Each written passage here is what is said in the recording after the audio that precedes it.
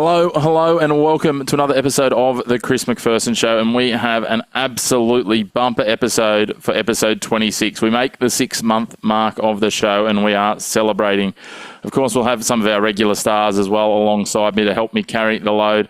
Our producer, JR Carter, will make an appearance, and we'll be leaning very heavily on Mr. Consistent, Lachlan, Avil from Round Ball, Australia. If you want to keep up to date with what's happening and get in contact with us, you can do so via our social media channels. You can find us at The Chris Mac Show on Instagram, on X, on Facebook, and on TikTok.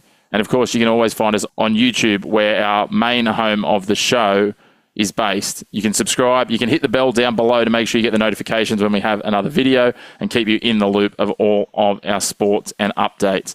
Of course, we are your home of the black and white of sport. No grey opinions here, and we look forward to getting into another huge show headlined by our superstar guest, South Australian Sheffield Shield and one-day cup winner, Jason Sangha. Well, it's now time to head around the grounds, and while we get things underway, let's bring in one of our most reliable performers, Mr. Consistent, Lockie Avil. Lockie from Round Ball, Australia, is back with us again, and he's going to undoubtedly cover off the football later, but it's time to dig into a bit of around the grounds. Lock, welcome back. Cheers, Chris. How's it going? Going very well, mate. There's a lot to talk about. I know you're very excited when we're going to get into the football a little bit later, but we might hold fire on that. A little bit, I guess, more somber news. Will Pucovski officially announcing his retirement from professional cricket this week. We know he's had all of those concussion issues, all those other challenges from a few head knocks and a few other things that have gone on since then. It's very sad. He's a prodigal talent, but unfortunately, his health has become a much more significant priority for him. Yeah, and unfortunately not too much of a surprise, right? The concussion numbers he's had for someone his age, even in a sport like cricket, right, is quite staggering and quite scary, really. So, at a certain point, sport isn't quite worth that, and we're learning more and more about what concussion and CTE can do to you over, the course of an athlete's life. And yeah, it's scary. It's very unfortunate. Yes, he's an amazing cricket player, but some things are more important. And as hard as it is, it's good to see him take this decision now. It certainly is. Hopefully he can stay involved in the game. He's got some opportunity from a non-playing standpoint, or to follow on, fairly highly touted with some of his other skills from what I've been told. So he's still young, a lot of future ahead of him, as you say, and CTE is not something to be messed about with. We're seeing far too much of it in terms of some of those athletes from the 80s and 90s now starting to be impacted, and deaths and things that have occurred since. So we wish Will all of the best in his retirement. It was great that we got the small glimpses that we did of him performing at the levels he did. So congratulations to Will on a wonderful but short-lived career. Moving on from that, and probably not a great transition when we're going to talk about CTE to UFC. UFC 314 this weekend in Miami, Florida, the Casilla Center, I believe it's called. We don't have Brody on this week, so we're going to keep it reasonably brief, but great to see the illustrious, the world-renowned Australian fighter in the Volk, Alexander Volkanovski, back in the ring fighting in the featherweight main event. Yeah, on the main event, top of the card, which is great. It's always, kind of, as you know, I'm not the biggest UFC guy. We've pulled in the number 2 off the bench here, but it's always good to see an Aussie sportsman in terms of, these international events. And the order of your rundown is very interesting here, Chris, going in from Pucovski to the UFC. But good on him. Hope it goes well. We'll blame the intern that doesn't exist. Again, good luck to Alex Volkanovski. Will be fighting for the vacant UFC featherweight championship up against Diego Lopes. Ilia Topuria moving up to lightweight. So Diego Lopes, a Brazilian MMA fighter. So looking forward to that. Hopefully Volk can get the belt back. It'd be great to have another belt back under the Aussie flag. So good luck to Volk, and undoubtedly, hopefully we'll have Brody back next week, and undoubtedly he'll be unpacking that as we talk all things with him next week. There's plenty there. A big card as well. It'll be Sunday morning our time coming over from Florida.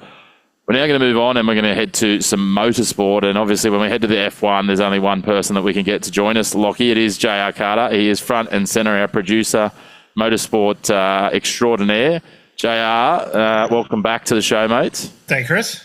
Massive week in Japan, but a massive procession in Japan, which we've seen Max Verstappen himself back on top of the podium, but leading pretty much from start to finish with not a lot doing in the race itself. Yeah, it was an interesting race. Interesting is probably not the right word. It was, you've seen a few things on social media. I don't know how much of it you've caught, Lockie, but I saw someone suggest that basically you could get the start, the Lando Norris mayhem coming out of the pits, which I'm sure JR and the finish, and Max crossing the finish line, and there's your race highlight for about 8 seconds. Yeah, no, this race was, this weekend was all about the quali, right? And it shouldn't be understated, despite how easy his race victory was on the Sunday, the effort for Max Verstappen to get that Red Bull on pole on the Saturday is the most exciting thing about it.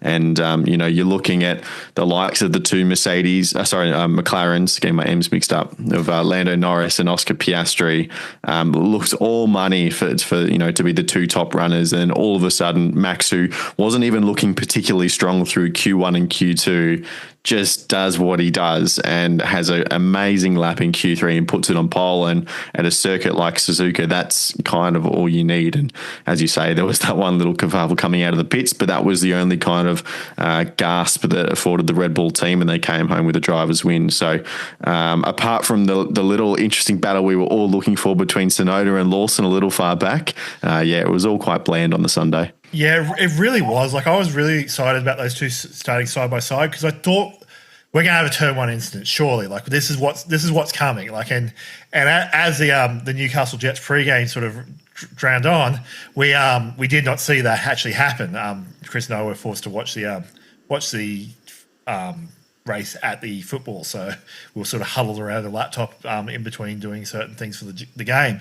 Other big story: Isaac Hadjar is now the second highest point scorer in the Red Bull family for the season so far. So good on him, and good on him getting a points finish. Started in the top 10, qualified really well, got overtaken by Lewis Hamilton. There's no shame in that. Like, if you're going to get overtaken, that's the way to do it. Other big sort of story from the weekend, and like this is more the Australian sort of focus, is just the Papaya rules look like they're getting a little bit shaky, where they're looking more and more like Lando rules at this stage, where Oscar was not given the opportunity to have a crack at Max when Oscar really did feel he could get there. Yeah, I was going to say on Hadjar, not bad for a guy who couldn't get through a formation lap in race one. Leaps and bounds. Based on this race, he might be a champion next year. On the Papaya piece, Lockie, obviously Piastri was of the opinion that he had enough opportunity and enough of a car that had he been given the opportunity by his team, he could have gone and raced down Verstappen. There just seems to be some very much Norris-centric focus around the team at the moment, and it's becoming more clear from what we're seeing.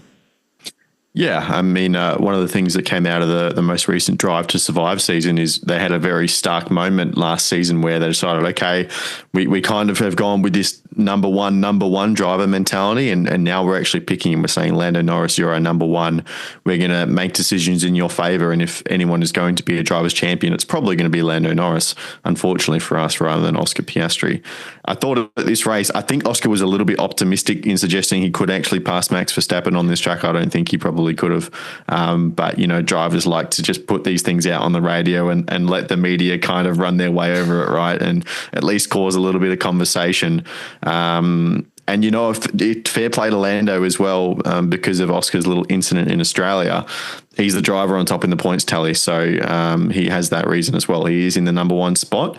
And whether you go into like a fresh season saying that one driver is particularly favoured over the other, I'd probably say no for a team like McLaren.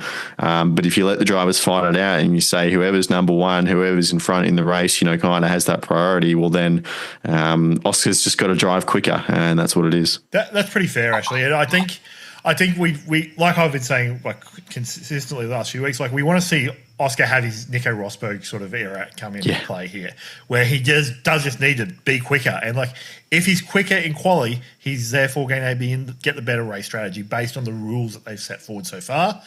If they stick to those rules, awesome.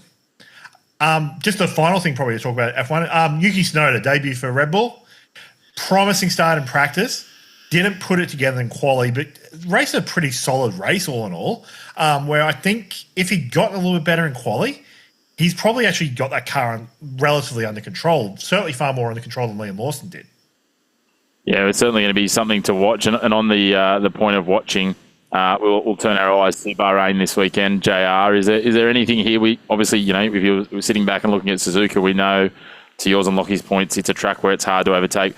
What's going to be, is there key facets in terms of this track, in terms of how this race sets up that we need to keep an eye on? Look, not really. I think we might see a little bit more of a return to what we've seen in testing, given that we had the Bahrain testing session mere weeks ago now. Like, it feels like it was months ago, but it hasn't been that long ago.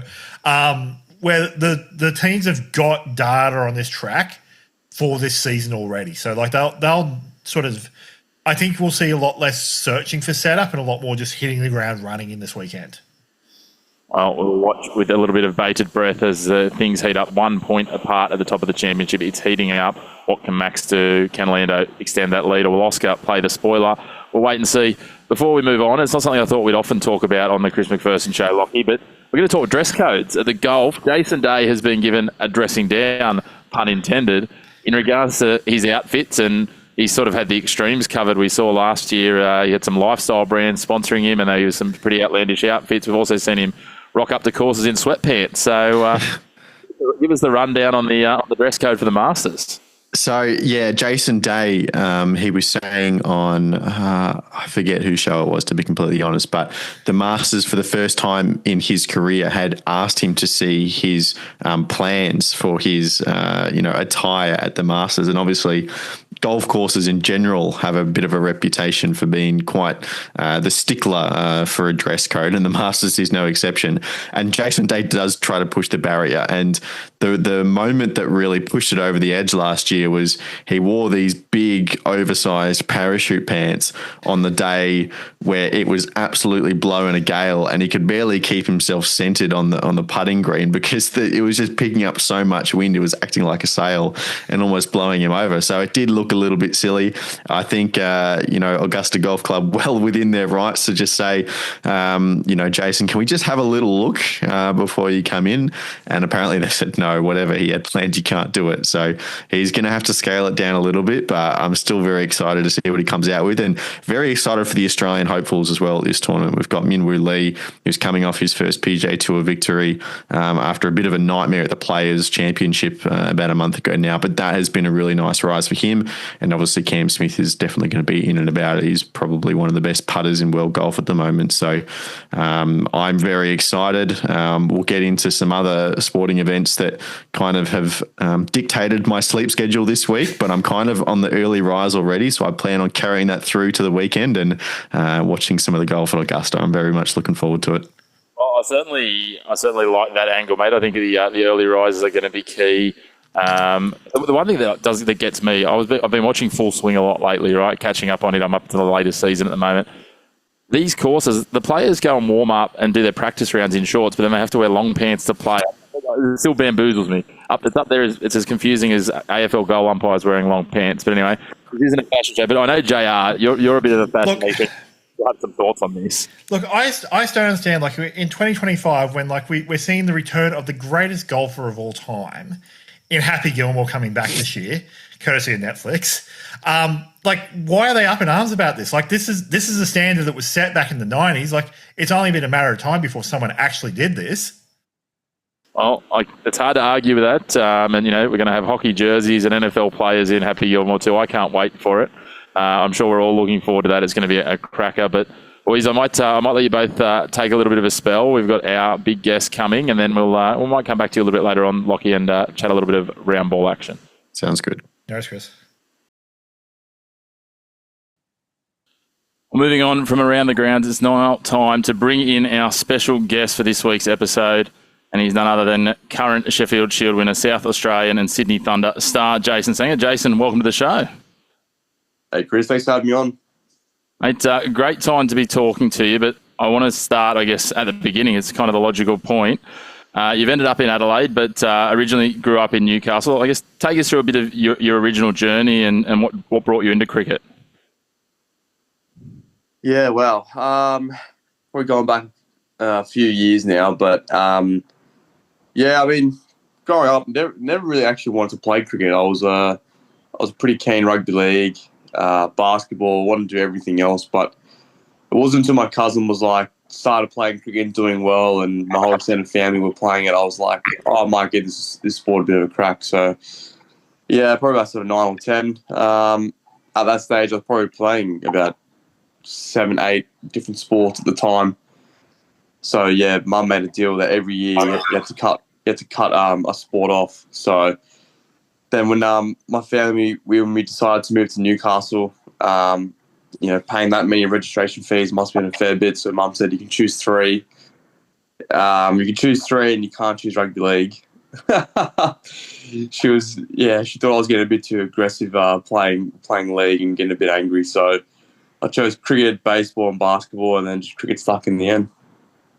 And again, we've known each other for a little bit. That's the first time I've heard the rugby league story, mate. So you're telling me the Knights might have missed out on the next Joey Johns or Danny Badiris in you? Potentially, mate. Yeah, potentially. I mean, they didn't have to sign Dylan Brown. I think I would have been a handy option at 6 or 7. So that's right. Maybe in another lifetime. That's all right, mate. For that sort of money, I think I could be convinced to go and try and be a 6.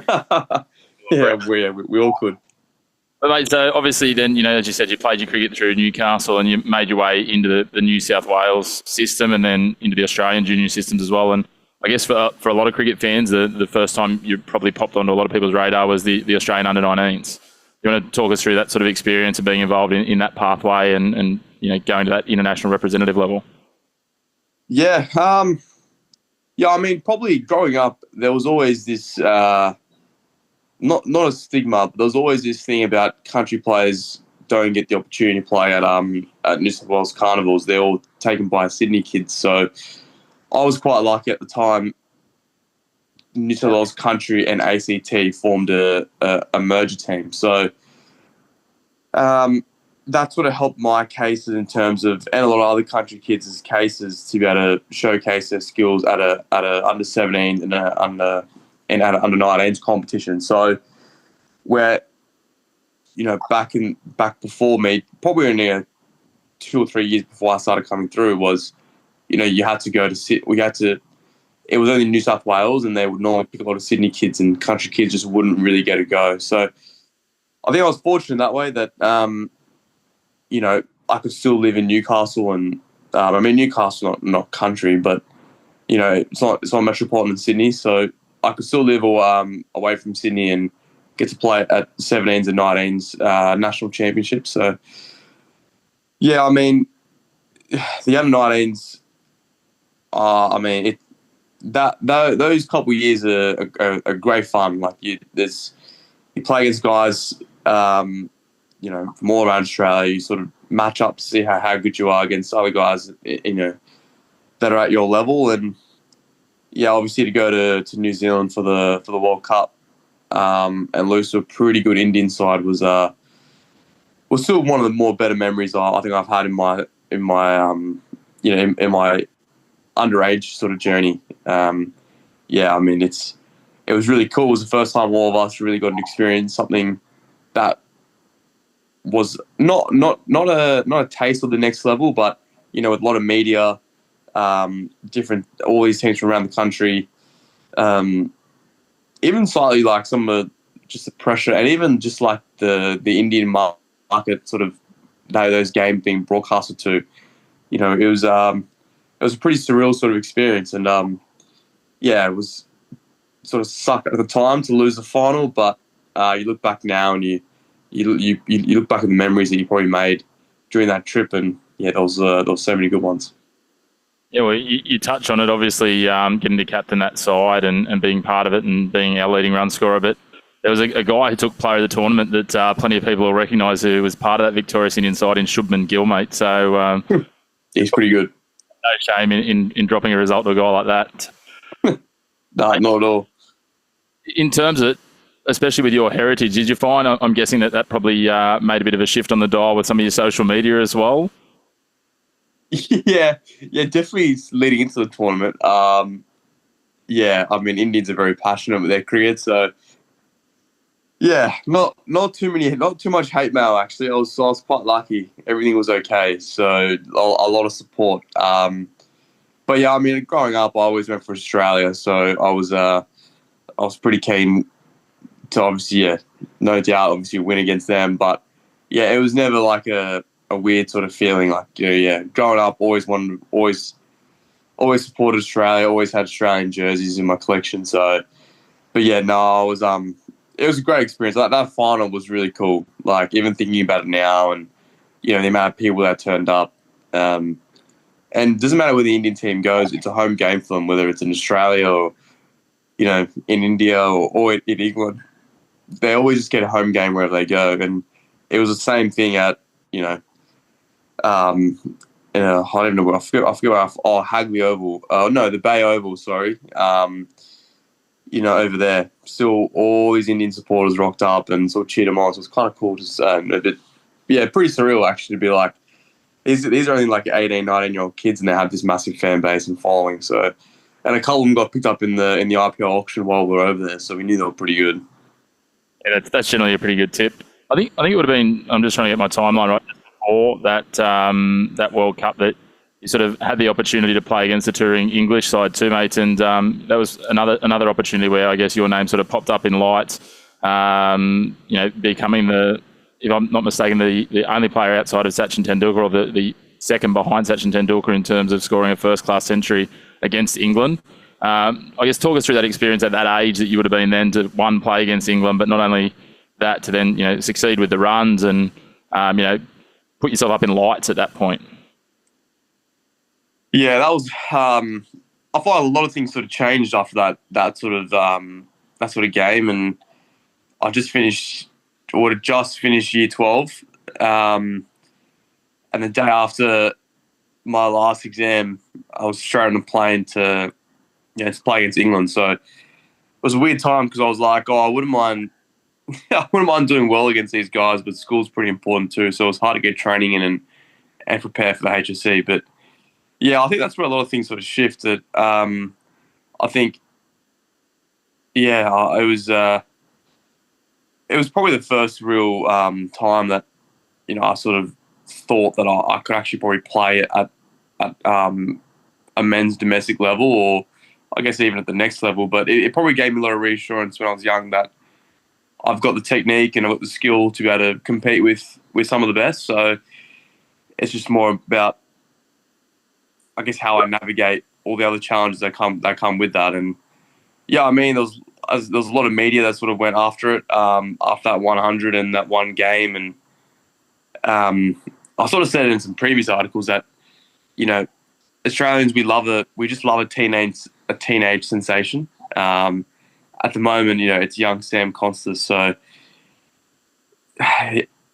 yeah, there's always going to be like sort of challenges when this stuff comes, and it's exciting and it's new and a lot of good opportunities as well. And I think it's probably about how you go about handling the praise with the criticism as well. And someone like Sam is doing a great job at it right now. So I probably rode the emotions of it a little bit more than I would have liked. And when things were going really well, I was absolutely flying, and I was probably a better person for it. If I hadn't scored runs or I wasn't playing well, or there was criticism in the media, I probably got really hard on myself and really down. So yeah, I think hopefully with a bit of maturity, I've probably learned to not get too emotional with things happening sort of off the field or even on the field. Just try and stay nice and level. So yeah, I feel like that was a really cool. I guess I was obviously at quite a big turning point in my career quite early, but at the same time, a really good learning experience. But overall, like it was a really cool feeling. Like I was the first time I thought, I'm actually good enough at this level, and I felt like I had the game for it. So it was cool. Yeah, it certainly would have been a phenomenal experience. And I guess that transitions into that next point. Obviously, as you said, Australian fans are, they'll see one really good performance from a youngster, and then that's what they expect is going to be the norm. When sometimes, especially at that age, you're maybe not at that maturity to deliver that.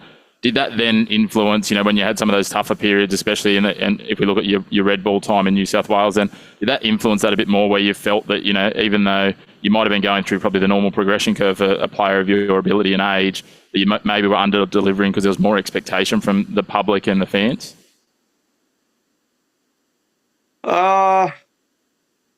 Yes and no. Like,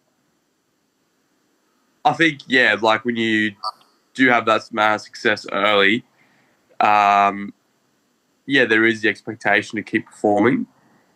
But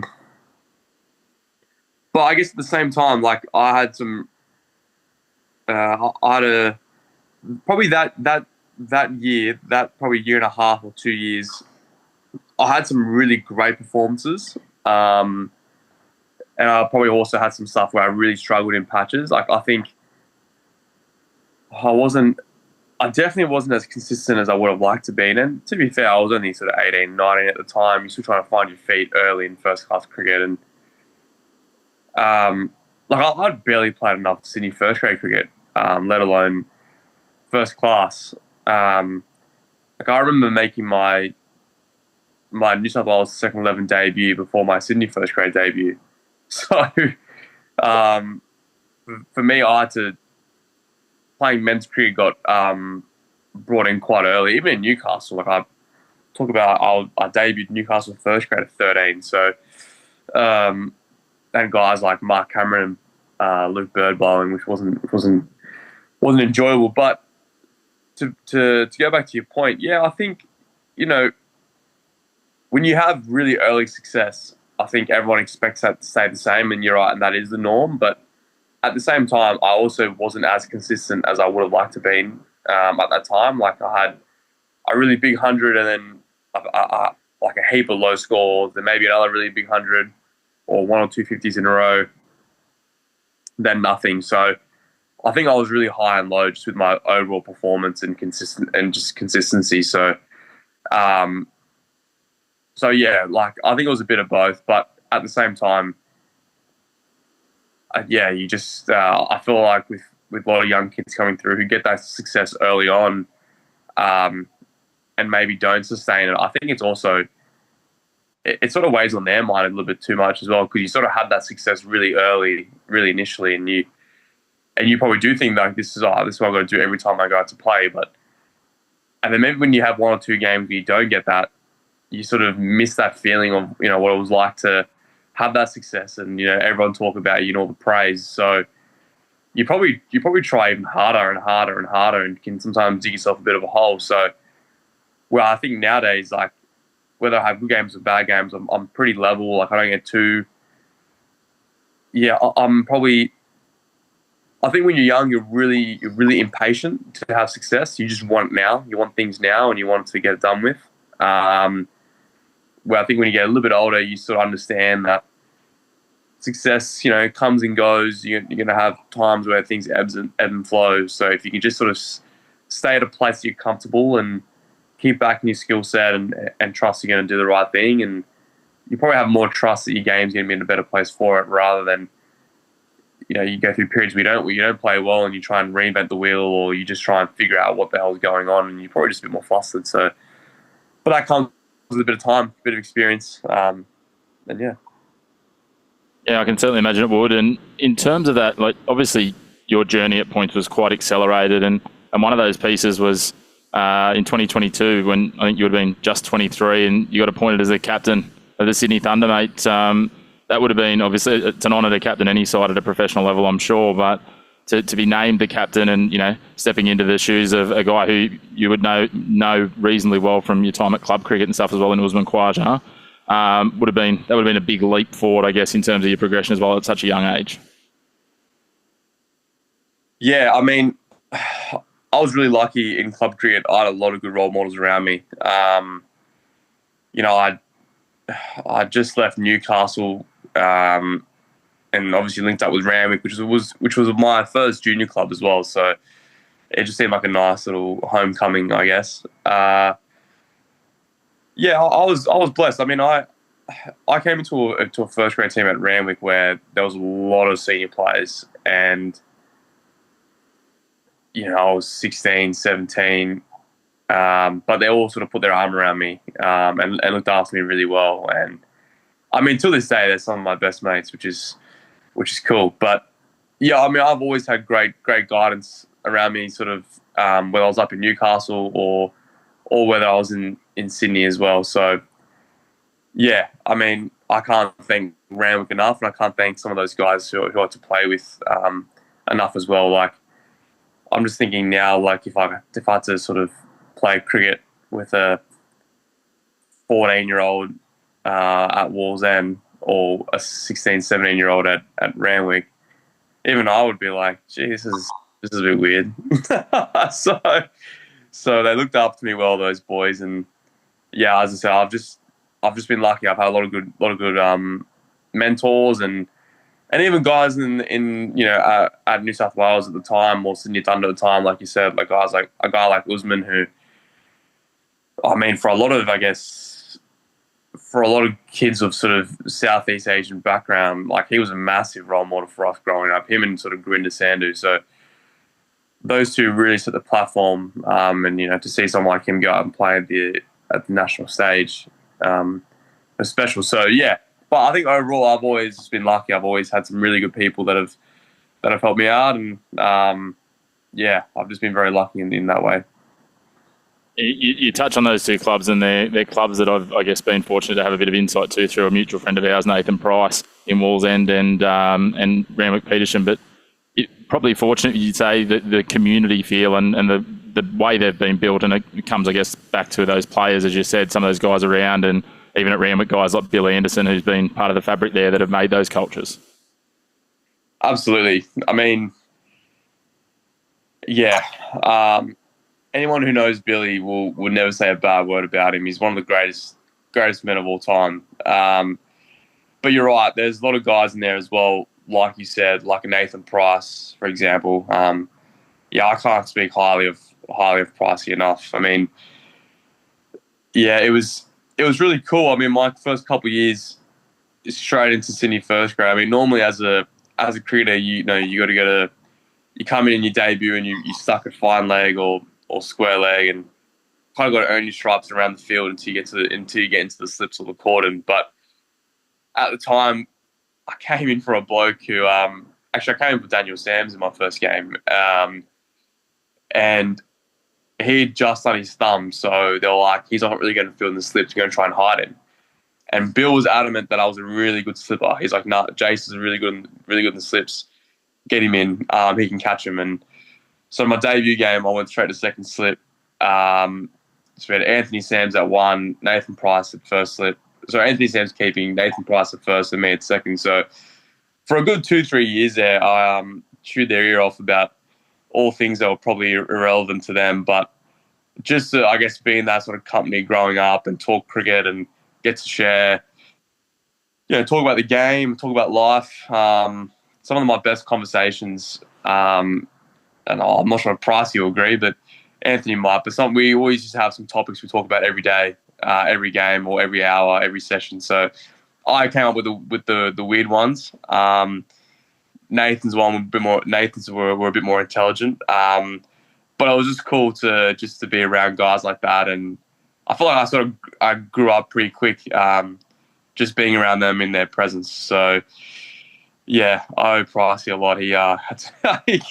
He managed himself well since I was 13 really, but he managed himself well with a 16-year-old that hadn't hit puberty yet, and yeah, it was pretty funny. Price is used to me coming up with random and immature conversations all the time, so I probably positioned it well. It's probably his status quo between the two of us, mate. Yeah, I mean, yeah, honestly, some of the stuff I would have said to him, he would have just been like, oh, this kid is so young. So, nah, he's helped me. He's helped me so much over the years, Nate. It's been good. Speaking of him, we were touching off air, and he's a name that won't register with a lot of fans, but obviously played a lot of really good cricket in Sydney, second 11, the Australian Indigenous side, and we're talking about him being able to sign off in the centenary year, winning Wallsend that Premiership, which would meant something to you as well. I know you were tuned in, and getting a double ton in the last over, his highest ever score, was a nice way for him to sign off a first grade career. Oh yeah, I mean, anyone that knows Nate always knew he was, good enough for the next level. He dominated in every other, in any. He just was like, he was just a consistent run maker. Like, he just growing up, getting to play with him, you always just knew, he was Mr. Consistent in everything he did. Like, if he had to bowl in the backstage of Randwick, he wasn't bowling as much. When I first got there, he was. you just knew we were going to get out of it with him with the ball. And when he went out to bat, you were always just like, you sort of watch the first 10, 20 balls of his innings, and if he goes through one or he sort of, hit one off his pads like he normally does, or hits one through the covers, you're just like, oh yeah, Pricey's got this now. He can relax. Like, he's batting for the day. So, yeah, it was really cool. Like, I mean, he was someone that I tried to, I guess, just copy in the way that he went about his game. He would obviously do all his training up in Newcastle at Wallsend Cricket Club, and then come down and play grade cricket on the weekends in Sydney. So we got to see firsthand what he would do. Well, I got to see firsthand when I was 13, 14, 15, before I ended up moving to Sydney, how he trained, during a week. And one thing that always sticks out to me with what he did is he always did the most basic fundamental drills that I feel like you do with like 10, 11, 12-year-olds, and they're just like, I need to do this. But, I've probably taken that into my own game now, like doing those really basic drills that he would always do, like basic underarms or drop balls or throws, and just like working on the same stuff, like hitting the ball nice and straight, make sure his bat's coming down nice and square. Like, he was just so diligent with his training, and he always had the same sort of preparation leading into a week. That was, for me, really interesting to see how he went about it, because I was just someone that just wanted to go out and bat, like get my stuff on and go bat. So to see how much he diligently did, whether it was catching or bowling or his batting, everything had a real purpose to it. And I think that was my first real taste of, this guy's the next thing. So, he always scores runs, and he's always so consistent. It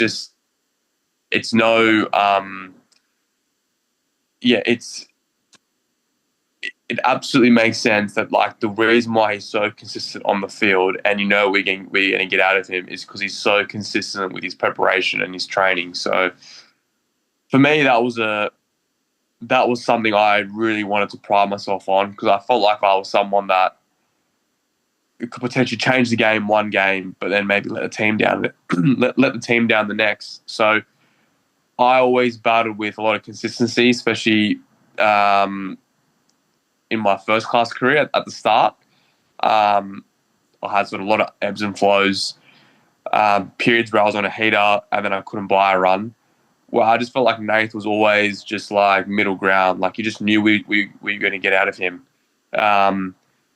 And I always wanted that in my game. That was always the part that I felt like I lacked. So to probably even just to think about the way he goes about it and be like, well, success does leave clues. And yeah, I think, I mean, I still message, I feel sorry for Monty, actually. I probably messaged Monty, like, towards the back end of the year. I was messaging him so much, because I was messaging him during the final. Just being like, what's the wicket like? Is it flat? Are we going to bat all day? He's like, nah, mate, it's a compulsory declaration. I was like, oh, okay. And then I remember Dave Selp was bowling to Nath, and I was like, oh, geez. Like, I remember getting coached by Dave Selp, so I was just like, this is like a full circle. So yeah, I remember just like talking about like the way Selp was bowling, like when Sam O'Sullivan came back on, I was like played all my rep cricket with Sam O'Sullivan, and his old man was our rep coach, and I love Mick, and obviously got a lot of time for Sam, and I was like, oh, this is awesome. Big Sam, both arms would go in the air, like more nice outswings, like hopefully Pricey him for the covers. Like, man, I was so invested. My mum and dad went the whole day just to watch Nath bat, and yeah, pretty iconic celebration at the end there. He gets 200, and little Brooksy's like just got his arms wrapped around him, so it was cool to watch. I was pretty passionate about it, but yeah, I feel sorry for Monty that game, because he's probably stressed enough, and he's got me on Facebook Messenger just blowing his phone up. Into him while he's waiting. Yeah. Well, mate, great to see, obviously, them get that done. And I think probably talking Pricey to wrap it up, I think it was Bill Anderson who obviously is, as far as I'm concerned, when you talk about guys who know coaching and know sport, like he's coached in both cricket and rugby league, that described Nathan as the best player he's seen not to play first-class cricket. So I think that probably sums him up. But let's move back to your journey. And obviously, things ebbed and flowed at New South Wales. And then at the start of this season, you took a bit of a leap and headed down to Adelaide. Do you want to talk to us about how that sort of came about and what prompted that? And, I'm guessing it wasn't an easy decision, for a kid who's been based between Sydney and Newcastle your whole career to this point. Yeah, no, it definitely wasn't. It was sort of a mutual thing at the end. I sort of felt like I needed a change. Didn't feel like my career was stalling per se, but, everyone was sort of telling me, like, I think a fresh start will do you really good, like going somewhere else and playing cricket. And, I wasn't probably getting the opportunity that I would have liked. I mean, I also had a period there where I probably didn't do as well as I would have liked as well, too. So it was warranted. But I probably just needed like a blank canvas to work from and sort of start again a little bit. And that's what South Australia for me was going to be. And yeah, I mean, like, it was just one of those things where, as soon as I put on a new training shirt and moved new city, new teammates, like, it was I think it was absolutely what I needed, but it just felt refreshing as well. And new chapters or new starts can work wonders for some people, and I just felt like it was what I needed. And for being someone that grew up and wanted to play for New South Wales my whole life, in guys like Mark Cameron, Bert Cockley, Kerry Thompson from Wallsend. Steve Story played for Queensland. So you had a lot of guys who, like the pinnacle of Newcastle cricket was if they played for the Blues, and that was Scud and Bert, no doubt. So I think for me, I was kind of like, well, I want to follow that footstep. Like, I want to be a part of that conversation of, like, some of the better cricketers have come from Newcastle. So, like, even though they didn't play first class cricket, but you hear how guys talk about, like, Nathan Price, Mark Curry. List kind of. I'm definitely missing a few more names here, but Greg Geese. Like, you just hear how they talk about those players, and I think I wanted to be in that conversation. And for me to be in that conversation, I need to play for New South Wales and do well. And yeah, obviously things didn't turn out the way that they did, and no doubt it was a hard decision in the end. And in the end, it was mutual. Like, I was going to get another offer for a state contract. I also felt like I needed to go. Had some states that were really keen, and I just went to a place where I thought I was going to get the best opportunity, but at the same time, South Australia were really keen. They were really keen to have me over. It just felt like a nice fit. You walk into a new office with, just a good feeling, and, you probably gravitate towards a little bit more. And Adelaide reminds you of Newcastle a little bit, so I was kind of like, I think this might be the fit. So, obviously, no doubt, I guess a great decision in the end. But, it's just given me a chance to probably start again and reflect on probably what didn't work in the first half of my career, and hopefully have a chance to change that for the back half. I guess on that point, you talked about it being a good decision. You probably couldn't have foreseen how successful it was going to be in terms of it. You look at it in a one-day title, a Shield title, and not only a Shield title, to be out there hitting the winning runs. You're obviously in really good form at the back end of the season, especially in the red ball cricket. Like, I don't think you could have imagined that year one down in Adelaide probably would have gone this well. Yeah, I made a joke to our like talent manager, general manager per se. Sean Williams, he's a ripping fella, but he's also our head selector. I made a joke to him after the final that he said, "Oh man, you scored 704 runs or whatever in 6 games," and I was like, "Geez, imagine if you picked me for the first 5." But yeah, no, it was yeah, he was. Yeah, I mean, it's been a surreal 12 months, and I feel like I don't know, probably a bit of a cliche or a bit obvious saying that these 6 months have really broken up into two halves. I mean, the first half, like 12 months ago, I think 12 months to the day, I think I actually signed with South Australia. So, yeah, I mean, it would have been this time last year. I was over there and meeting their team and going through their facilities and whatnot. And yeah, it would have been 12 months today, actually, because I remember leaving the day before gather round, and it's gather round, I think, tomorrow in Adelaide. So,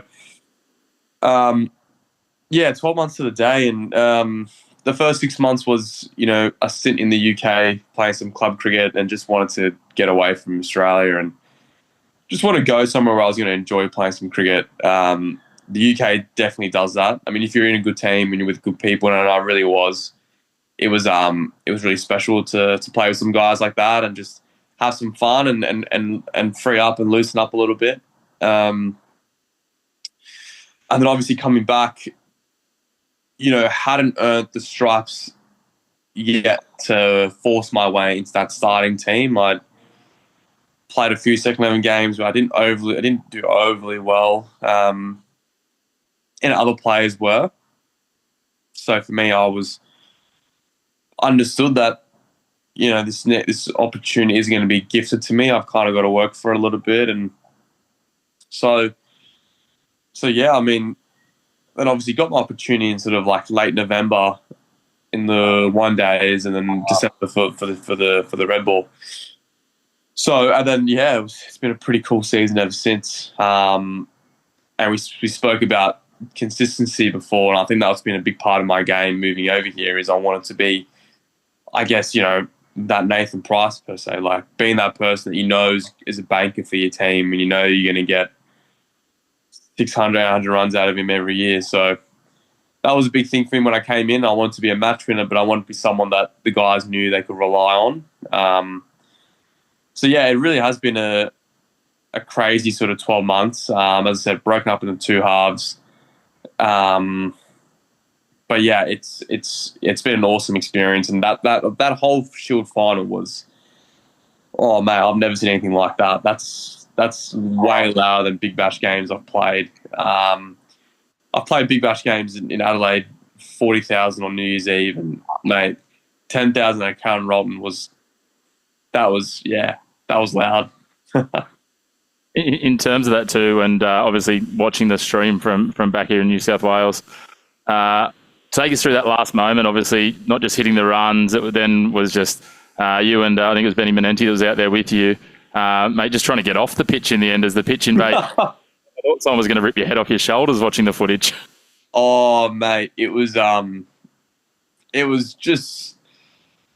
I mean, Sheffield Shield cricket, I think, needed that. They needed that to happen, and everyone's just like has gone, oh, like this is what, like I remember seeing a thing from Dale Steyn being like, this is what red ball cricket's about. Like, how cool is this? And I was just like, it's good enough for the best outswinger in the last 20 years, and it's good enough for everyone else. Shield cricket needed that. It needed that spark, and it needed people to talk about it. South Australia is always surprising for a state that hasn't had as much silverware as it would have liked in 30 years. It's still had the most.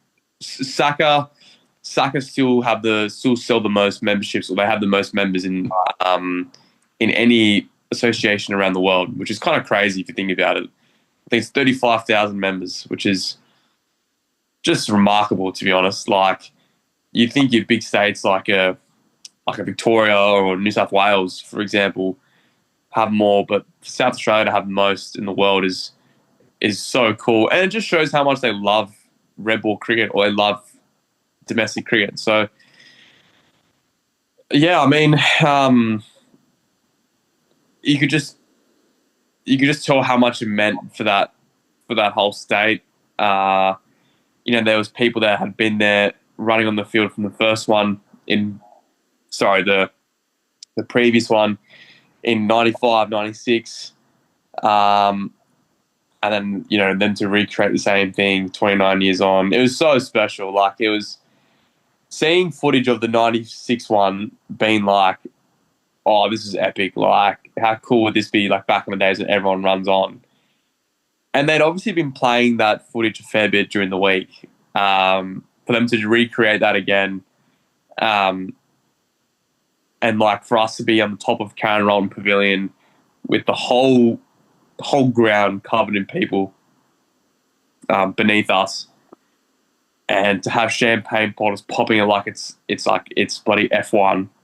It was really cool. It was just like all the chants, all the celebration. I just don't know if you're getting that in any other state in domestic cricket. Like, there's just so much passion for cricket in Adelaide and in South Australia. Probably being a state that, you've got the two AFL sport codes teams with Port and the Crows. Cricket probably sits second. Like, in the summer, it's probably number one. And then, you've got like the 36ers are still there, and the Thunderbirds have done well in Super Netball.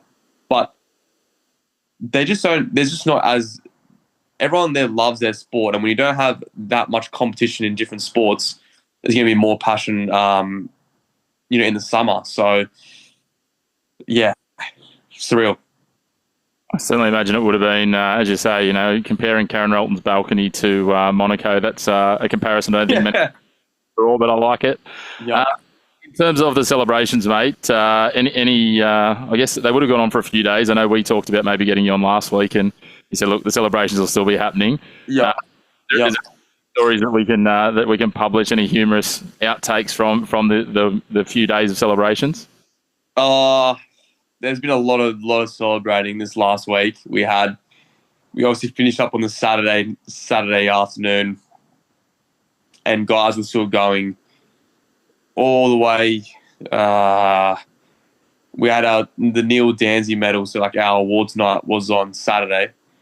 So it was a full week. It was a full week of celebrating. I think the quietest day the boys said we had was we ended up going to a local pub to watch the footy and probably had 7-8 beers. That might have been the quietest day. So, and that sums up how big they've been the last week. No, everyone's been pretty good. Nothing, no AFL, no NRL Mad Monday stories. Us cricketers maybe a bit more classy. No, we're just as loose. But no, it was it's been a really cool week. I mean, to even go to Rundle Mall in Adelaide, to the local shopping centre, and have like a parade, it was so surreal. So there was some dusty boys on that Monday morning, but like there's been so much chat, so much media, just so much talk in the town, and it's been really cool. Like, even just before I left to come to Sydney, going to like my local coffee shop or restaurants, or if I'm out with some of the boys and we're just out having dinner, or at the pub or whatever, just guys buying us rounds of drinks, so like on us being like, oh, well done lads, we'll get these, or people trying to offer to buy me a coffee or give me a free coffee. It's been really cool. Like, it's just been everywhere. So it's, I feel like I've been on a massive high since I've been back there. It's been cool. It's just been really surreal to have that much passion of the game, and for it to be, really mainstream news for a whole week. It just seemed like every time I was watching 9 News Adelaide, there was something about one of the boys' faces were on TV, and I was just like, gee, this hasn't stopped yet. So, no, it's been a good week. I realised how big it was. My wife and I went for a week to celebrate our wedding anniversary to Adelaide last week, and I was walking down Rundle Mall during the week, and here was this massive stage with a large poster and one Jay Sanghas face on it. I was like, geez, they are taking it pretty seriously down here, these celebrations. So a little moment for us. But Congratulations again. I think, to do the double as well is a pretty cool thing. Not many states do that. And yeah, especially after the drought that South Australia's had. So I'm sure there's lots of boys still riding on a high. I guess to wrap us up, mate, what's next for Jason Sangha? Yeah, well, Married with the Bards is probably high on the list. That's definitely number one. Probably go back to my favourite coffee shops as well, to be fair. Go back to Mum and Dad's restaurant. Just go back to Newcastle, relax. I guess probably have some time to reflect on what a crazy 12 months it's been. Then, back into the thick of things. Go back to Adelaide, prepare for another year, and it's kind of it's one of those things you almost want to just finish there, but that's like trying to finish on a massive high. But to know we've got to do it all over again, and I think it's going to be even harder this year, like with the target on our back, and we spoke about it earlier in the podcast, like the expectation now. So the expectation is for us to maybe to actually do it again, and for people to say, oh, it wasn't actually a fluke. We are a good team and we can win. So, yeah, I mean, just as we mentioned before, like consistency and that, like success, like we want to have that consistency again. And for myself, to have another year of being really consistent. But yeah, hopefully another really good year. Hopefully some more runs. Hopefully a bit more bowling next year as well. Getting over my bicep injury. Which is not a cricket injury at all. Don't know. It's still a massive footy injury, so I don't know how it really happened. But so I think just hopefully another really good year. Not putting too much pressure on ourselves, understanding that we've got a formula and we know how to win games of cricket. So take the confidence going into next year. But yeah, don't take any foot off the gas and give another red hot crack. And I guess in the future for you too, mate, obviously the Big Bash as well as your South Australian stuff, that'd be nice at some point in the future in the career, not putting pressure on it happening immediately, but completing that treble of the trophies in the personal showcase? Yeah, well, almost happened this year. Unfortunately, it got stopped by a bloke who hit 100, and he's a pretty good player, Mitch Owens. So, yeah, I mean, looking back now, I even had success in my grade teams. Like Randwick won the one day flag. My club in Adelaide, Kensington, we won the 1 day cup and the 2 day comp. Wallsends in the 100 year had a pretty good season as well. So like it was really cool. There was a lot to celebrate. So obviously going to my grade club's presentation, celebrating that. We've got the Randwick one tomorrow night.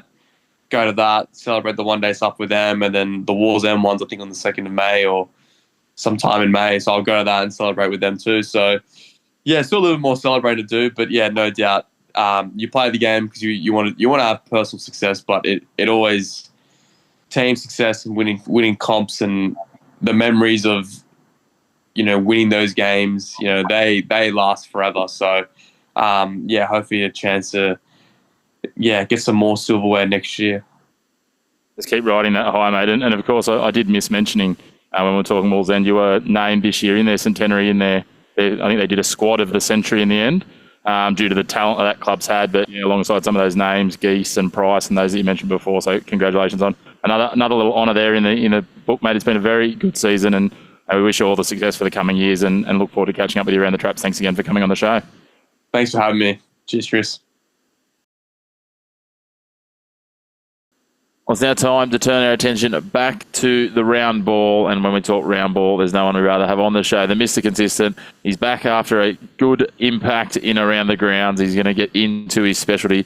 Lachie Avil from Round Ball Australia. Lachie, it's time to talk some football. And, mate, you're always excited to talk football, but I think as excited as I've seen you. Yeah, today is a very special day, Chris. We'll get into it shortly, I'm sure. Well, it's been a big week of football. Start on an international tangent. I'm not talking about Scotland getting thumped by Germany in women's football. I'm talking about our Matildas, 2 wins from 2 games, a win at Allianz Stadium on Friday night, 1-0 from an own goal, and then in front of almost 30,000 people in Newcastle, myself included. It was wonderful to be along there. They got a 2-0 win over South Korea. Probably not the prettiest game, not the most clinical win, but a win is a win with the time the Matildas have had over the recent windows.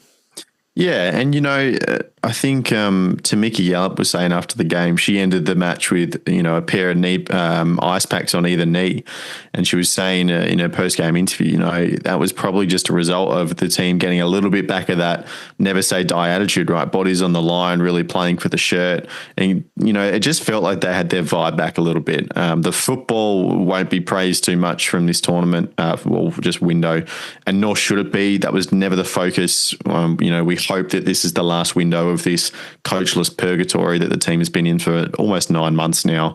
So, the actual way that they went about and getting wins doesn't matter. Zero impact. But the fact that they did win, had clean sheets, broke more attendance records, as you say, getting almost 30K in Newcastle. That was what it was about. And, a number of players returning and putting in some good performances on home soil. Caitlin Ford, I thought she was awesome. Mary Fowler came on in the first game and made a big impact and then scored a goal in the second. Sam Kerr back in the training squad. We talked about her last week. Just really the vibe's definitely on the up for the Matildas, and I think that's the big positive to come out of this. The vibe's certainly on the up. I'm not sure how Alana Kennedy's feeling after the game. It looked really innocuous, the head clash. Head clash to be, and I feel like we're talking about head contact a lot today in the show. But that shiner that she had, that was magnificent, but also horrifying at the same time. Oh, it was brutal. And it turned out pretty good the next day. I'm not sure if you've seen the before and after photos, but her eye is it's just a black hole. If you closed her eye, you wouldn't be able to tell. It's a pretty impressive hit, but no, she kept going, so good on her. Soldiered on, she certainly did. Speaking of soldiering on, you are soldiering on well into the night on a Wednesday after a very early start. And I'm just going to let you take it away. I'm not even going to build this up. I'm going to let you, because I know there was a lot of activity in the round ball group chat this morning, and it didn't wake me up, but when I woke up to it, I was like, oh wow, there's a bit happening here. There is, yes. No, look, with all the kind of A-League stuff that I've been doing the last 18 months or so, it's occasionally been a little bit tricky to fit my beloved Arsenal into the, appointment viewing on weekends and stuff, but there was zero chance, Chris, that I was going to miss a Champions League tie against Real Madrid at the Emirates for that matter. And what a game. It is a 3-0 win for Arsenal. Declan Rice scoring his first, this is just ridiculous, right? His first 2 direct free kicks ever in his professional career. And not only were they free kicks, they were 2 of the best, especially the second one is one of the best free kicks ever taken. Like full stop, that is it. And no player has ever scored 2 direct free kicks in the same game in a Champions League knockout tie. So he's just blown history out of the water. It is definitely the best European victory for Arsenal that I've ever seen. From some people who are a little bit older than me, I've heard them talk about the Cup Winners' Cup that they won in the late 20th century. Sure, a cup is a cup, but in terms of, beating ties just against these big names in world football, boy, it was satisfying to beat Real Madrid 3-0. You have no idea, Chris, especially after the disappointment in the league the last couple of years. This felt like, the moment Arteta's been criticised for his form in Europe and knockout competitions, and he got it right today, and it was a joyous morning. I'd wake up at 4:30 every day if I could watch that again. I'm sure you would. As I said, it was a very animated group chat this morning. A couple of Arsenal fans in there. Great to see, but obviously job half done for you in terms of making the way through the quarterfinals. But it's a good margin to have, and we'll see some more games across there. And again, I just want to give you a little bit of a platform to get out there because I know how much it means. Again, being for anyone who's a European football fan, it does mean a lot, the Champions League, and to see your team progressing it, to this stage, and then again, such a big club to get that sort of result is a huge thing to start to get your Wednesday off to a flying start. Yeah, still scary though. If you're going to pick any team that can turn around the result like that in the Champions League at home, it's without a doubt Real Madrid. So I'll celebrate for a day, and then the nerves will start to kick in for another week or so. We just gotta get through it. I don't even know who we're playing on the weekend, but it doesn't matter. Play the 21s. We just the league doesn't matter anymore. Just get them ready for the Bernabeu. It's a massive game. It's a massive game. I can't wait. Certainly is. Speaking of massive games, we might turn our shift back domestic and talk about the A-League starting to, or continuing to heat up, I suppose, is probably a fair assumption.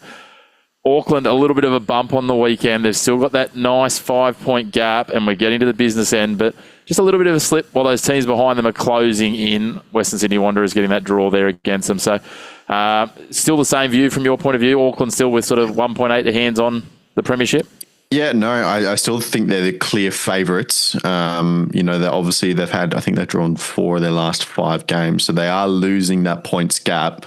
But runs of form like that in the A-League never seem to last too long. So Western United are the clear competitor. The one thing I will say is Auckland are only 1 draw away from falling into that zone where the Auckland v Western fixture on the final match day of the season could still impact the premiership race. Like it might be Western still have to win by like 8 goals or something, but it could still be alive, right? So they're getting a little bit closer to that territory, but I think this is just a case of Auckland hitting a little dip as Western United are having a really good run. So I think they'll steady out and Auckland will still win the Premier's Play by 6 or 7 points. But it's good to see a little bit of competition in there. Yeah. Yeah, it's certainly interesting. Western still chasing that top spot, but they're also with any bumps that they hit, and it could be the same heading into that final round, where their game up against Auckland could be the difference between them finishing, first if they win or third if they lose, and that's a big swing. Yes. Yeah, massive. As we've talked about many times, that Asian Champions League elite place, Auckland obviously not eligible. So whoever finishes in second, or if they manage to pip Auckland to first, gets that spot, and that is extremely lucrative. And I've said on the Round Ball pod, a couple of Western fans had a go at me, but I kind of hope that City get over just because, for the coefficient, I heavily believe in Melbourne City's ability to replenish any players that they might sell in the off-season and spend some money, because obviously we're in a little bit of a different scenario now where there is serious money on the line in this competition. So clubs, pretty much the big 4 clubs, so the teams you see in 3rd to 6th there, they will be the ones that will be willing to spend going into an ACL elite season because they know that the promise of a cash out at the end of it is quite big. So I kind of hope City get up. But excitingly for this domestic season, we'll talk about Sydney and Adelaide in a bit, but all of those top 6 teams, you can make an argument for every single one of those to win the championship this year, which is going to make the final series extremely exciting. Every team on their day beats every other team's average day. So it is incredibly tight. And, these final rounds are going to go to determine who gets these home games, who gets the week off. But when it gets to finals and it's all of a sudden just that, finals atmosphere and intensity, literally anything can happen. So it's going to be great. Certainly is. You spoke of Sydney and Adelaide. It's a perfect segue. We're down to 7 for sure now. MacArthur with that game in hand, the fact they've dropped back, I know that their for and against is sitting, their goal difference is sitting a lot better than Adelaide's, but I just don't see them going on enough of a run to catch Sydney. They might catch Adelaide. I can buy that, but I can't see them catching Sydney and Adelaide. Yeah, look, the Bulls, they honestly tricked me a little bit because I saw they were on 32 points and I didn't quite clock for a little while that they'd played an extra game. But yeah, they're still going to find that tough. Obviously, a 5-1 win over Brisbane was still very good. Marin Jakelic with his hat-trick and Saif Adin Kawi and Harry Sawyer filtering in. So their pieces are looking a little bit better than they did in February. But I still think too far. Regarding Adelaide, their loss to Sydney, that was a real hammer blow. Even a draw would have put them in a real good position, given they have a relatively softer fixture compared to Sydney coming in, and Sydney, as we'll talk about, have to deal with this Asian Champions League 2 semi-final that they're in the middle of at the moment as well. So given that they've got the goal difference advantage and the win over Adelaide, I back Sydney from here. Adelaide, they just keep falling. I mean, they've barely won a game since they were second on the ladder at the turn of the year. So it's looking tough to see how they can turn it around, even with the soft fixture that they do have. Yeah, I have to agree there. I just don't see that being the case. I think Sydney in the box seat. As you said, the big asterisk for them is the Asian fixtures. Let's talk about this weekend and have a look at some of those key clashes. And Sydney's an interesting point to start with because they've got an Asian fixture essentially tonight as we're recording the day before the show goes to air. And then they come back. They are at home, but they're hosting Auckland in what is a massive top six clash for both those sides because 3 points is very crucial to both their respective causes. Yeah, and this Asian Champions League game is in Singapore. So as Asian away fixtures go, it's not the worst, but obviously that's still a fair way to travel. That's just kind of what you have to deal with playing football in Asia. So that's going to be tough to back up. We've seen in the past that, they do play pretty well at Sydney Football Stadium when it is, properly procured for football. That hasn't been the case for a few weeks now with the rugby kicking on. So who knows? It generally hasn't suited Sydney FC's style where Auckland are a team that can kind of, when they have to go down in the dirt and kind of get physical and just get the job done, they've been a lot better at doing that than Sydney FC. So, look, I think just given the nature of the travel and the conditions, I have Auckland edging it out, which, gives Adelaide a chance as well. They have to go and play Perth in the chaos slot. So, look, that's no certainty either. So it's about, you look at any of these teams and the A-League is what it is. Anything can happen. Yeah, certainly is. The other key games, the F3 derby is always an interesting one from my point of view, but I don't think there's too much to talk about there apart from someone taking home a piece of concrete. But Wanderers versus Western United, that one's got some weight on it. Yeah, definitely, 100%. Both of these two teams are real championship contenders, very real for me. Look, as I said, I think all the top six are really, but the Wanderers with their draw against Auckland, I think that was enough. They'd kind of had a really good development over the last few months to prove that they were real. They've always been the best attacking team. They have number one goals scored in the league. They were actually then able to put that together consistently for about a month and a half, picking up a lot of wins in that period, and they've shot right up the table because of it. And then they went and got a result against Auckland away, which is one of the toughest fixtures, as we know, in the league. So that's 3 checks for me. I think they're real. And Western United, we've known since pretty much round 7 or 8 their quality and their ability. They've got a lot of individuals who seem to be firing. Reece Bozanowski is scoring goals. Noah Botic is always waiting to put one away. He's up towards the top of the Golden Boot. And you've got a flurry of other young and experienced stars in there with Tomoki Imai, Angus Thurgate, and Matt Sutton, who's having a career season in goals as well. So that will go a long way to determining probably the home elimination final in the first week is how I probably view it. Obviously, Western's still pushing for that second spot as well. So if the Wanderers get a win here, then it actually really does shake up that second spot as well. Yeah, well, it'll certainly shake out the second spot. If Auckland take 3 points and the Wanderers take 3 points, you feel that will be, that's the title sealed, right? So it's going to really separate that out there. But there's certainly some other great games there. I think all of the games have got some different storylines for different reasons. Obviously, the two Melbourne sides at the top as well, chasing results to continue their surge forward. So we'll watch with bated breath as we continue on to the countdown. Before we escape, we need to obviously talk about the dub. It's back after the international break. We know the top 2 are locked in, Lockie, so we know that's a big way in terms of the double bite at the cherry towards those teams heading forward in their seasons as well. Yep, Melbourne Victory and Melbourne City locked into the top 2. Honestly, I feel sorry for Melbourne City. You do not deserve to have a whole season, bar one game, undefeated and still not have the Premiership wrapped up before the final round, which is incredible. It probably speaks to Melbourne Victory's insane run. I think they're setting records for in terms of their team's undefeated run in the A-League Women's in the back end of this season. So they're closing like the Grim Reaper, as Jared Waitley would say. But Melbourne City, with that advantage, all they need is probably a point. I think the goal difference is pretty massive, right? So 1 point for City against Newcastle will get the plate done.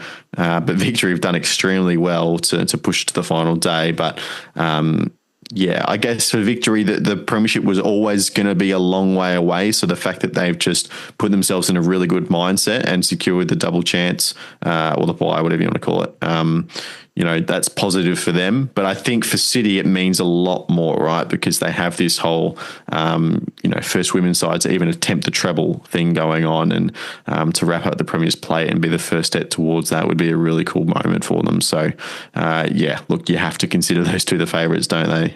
Don't you? They've blown away the rest of the league. So one more round, then we get to stuck into finals. Speaking of that, let's have a look at that ultimate round. And then how it shows up, as you said, we'll know a lot on Friday night. If Melbourne have a point or 3 points, well, outside of a point and then a phenomenal result from Melbourne victory against Central Coast, well, again, we'll know where they're sitting after Friday night. Both teams playing on Friday. You can see there Michelle Heyman, her Canberra United, still fighting for a final spot, but also her 200th A-League women's appearance. That is absolutely phenomenal. I had the chance to share a plane with Michelle on the way down to Canberra the other day. I didn't give her any pep talk, which is probably a good thing because that would have absolutely fight for her. Yeah, no, look, Michelle Heyman will forever go down as, a legend of the A-League women's competition. She, in a period where, these women are fighting for their professionalism, fighting for their right to have a career in football, she's led the way on a domestic scene.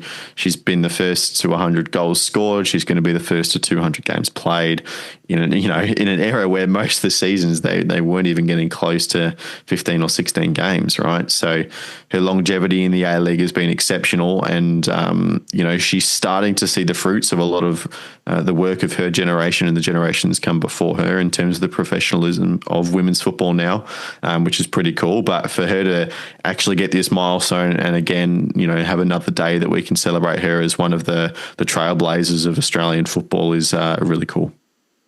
It certainly is. 4 clubs debuted in 2008 for Sydney FC, played for Central Coast Mariners in their early iterations. Also Adelaide United and 2 stints at Canberra, where she's brought up most of her games, around 170 or so if my numbers are about right. So, yeah, she's been an absolute institution in that Canberra FC side. So, well done to her, and it's great to see her still. Admittedly, she didn't get any game time on Monday night for the Matildas, but doing a great job continuing to be at the helm of that Canberra side, and she's been the heartbeat of them. And again, she's got an opportunity if they can, basically just take a point away from this game, or then, they'll go through to the finals. Brisbane will be making sure they try and get a win against Wanderers just to take it down to that final match of the season, which again, we talked about it before with the Auckland Western United potentially in the men's, but this 6th spot is coming down to those last 2 games of the season. Yeah, and this one's actually going to be a really fun one to watch because of this simultaneous kickoff. We don't often get that, right? We had half a sniff of it in the A-League men's season last year before Central Coast Mariners did too well in the AFC competitions. They had to reschedule some games around.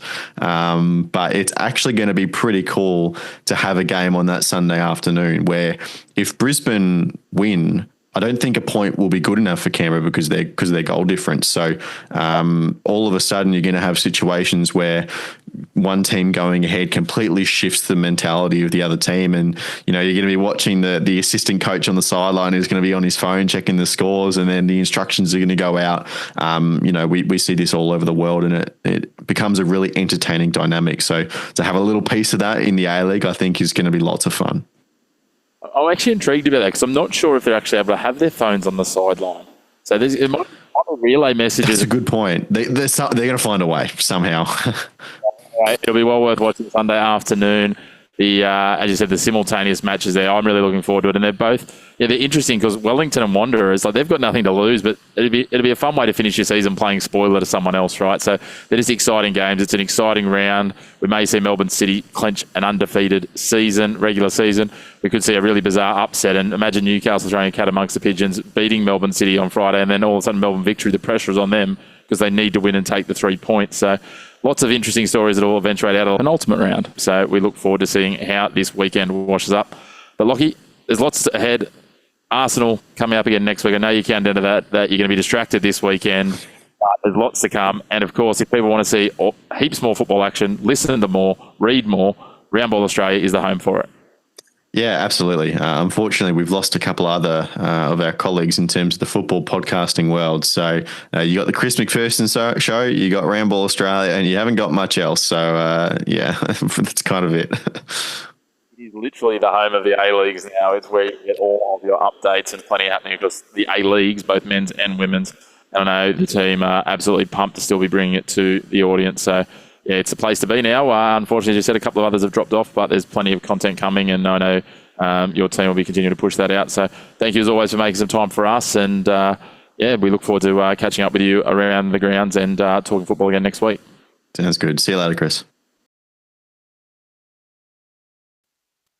Well, what a way to celebrate 6 months of the show. Jason Sangha, our second athlete guest, and he absolutely shone and over-delivered.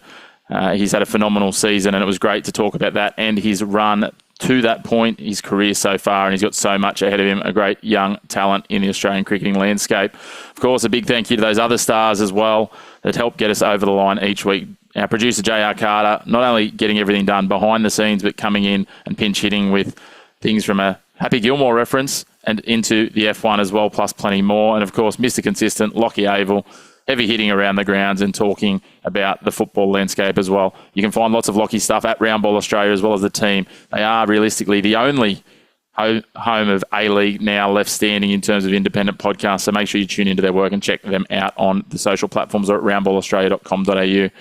But for this week, we're closing out. We look forward to talking to you again soon. If you want to keep up to date with us in between episodes, of course, stay tuned to our social media channels, Instagram, TikTok, X or Twitter and Facebook. The Chris Mack Show is where you can find us. Make sure to give us a follow and a subscribe there. You can also subscribe to our YouTube channel, hit the bell down below to get all your notifications, or if you want to listen to us on the go, check us out on Spotify. But in the meantime, we look forward to being back in another 7 days to bring you all the black and white of your sporting landscape. No grey opinions next week.